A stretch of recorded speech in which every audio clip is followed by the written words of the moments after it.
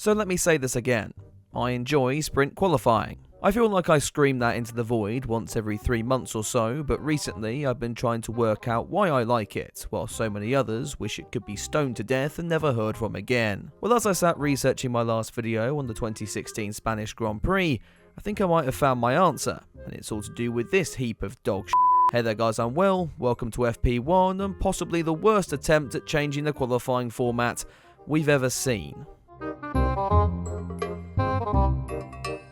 The year is 2016. Britain had just voted to leave the European Union, an orange mop had just become the President of the United States, and One Direction had broken up, which meant we all thought the world was coming to an end, and maybe that's how this all got the green light. Formula 1 had been using the 3-session knockout qualifying for just short of a decade by this point, and no one really had any gripes with it.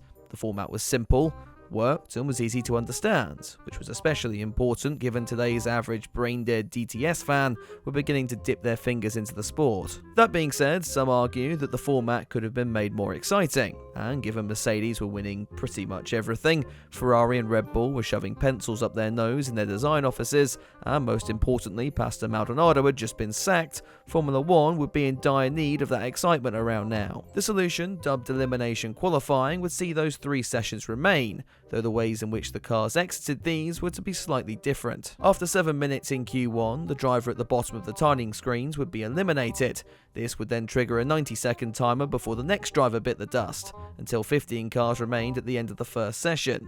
This would repeat in Q2 and Q3, with that initial period to set a lap time reduced by a minute every subsequent session.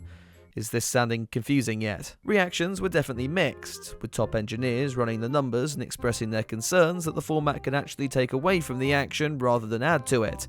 Still, you never know how an idea is until you try it, I guess. I imagine that's the stance F1 took on this one. So the sport would rock up down under and the new format would get underway. Within the first few minutes, Nico Rosberg continued his bottle job of 2015 as he slid wide at turn 1, the pressure of getting a lap in early already showing, and Danny Kvyat's Red Bull biting the dust in P18 was just more evidence to this new format providing the mixed up grids it was aiming to generate. Jolyon Palmer and Marcus Ericsson would find themselves in a rather fun shootout to secure the final place in Q2, this going down in history to be known as the battle of the 2 drivers you forgot were racing in 2016 to begin with. Anyway, Palmer would reign supreme, which is a sentence I don't think I'll ever need to say on this channel again. So Q1 was in the books, and tentatively, things were going pretty well.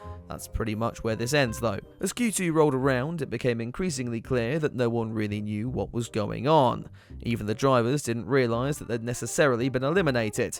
You see, with lap times ranging from 1 minute 24s to 1 minute 29s, unless you crossed the line to start your lap before the person behind you had already been eliminated, you stood no chance of not being eliminated yourself. And yes, that sentence has just given me a stroke. All that meant by the time we had 2 minutes left on the clock in the second session, no one had time to go out and get another lap in, and so everyone just chilled in their garages or went back to the media pen early.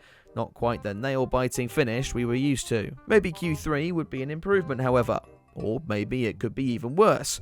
In reality, it was even more worse than we initially expected. Lewis Hamilton would set the lap that would take him to pole with just over 4 minutes remaining in the session. By now, there were only 4 cars remaining. Raikkonen was in the pits, Vettel was out of the car, and Rosberg was on his way back to the pits with no hope of getting out again.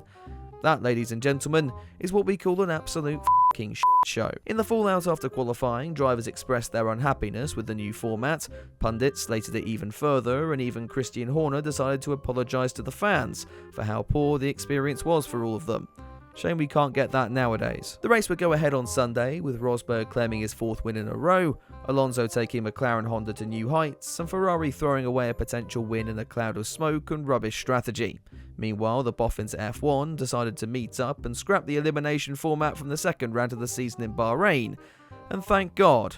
Except that's not the end of the story. Despite team principals voting to scrap the format immediately, 4 days later a wild Bernie Ecclestone appeared and announced that elimination qualifying would return after all. Bernie was conscious of people taking a knee-jerk reaction to the new rules, and while a hybrid format was considered, whereby elimination qualifying would only be in place during Q1 and Q2, it was decided that the sport would ruin one more Saturday, for science, I guess. Q3 this time was at least an improvement, with pole only being decided with 2 minutes to go.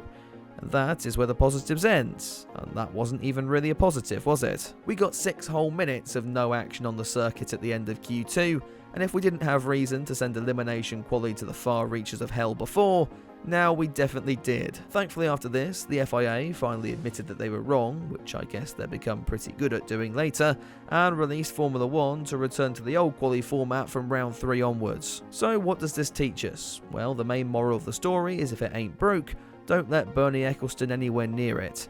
In the words of Martin Brundle before the first elimination session in Australia, if I had to list the top 10 things I'd improve about Formula 1, qualifying wouldn't be in that 10.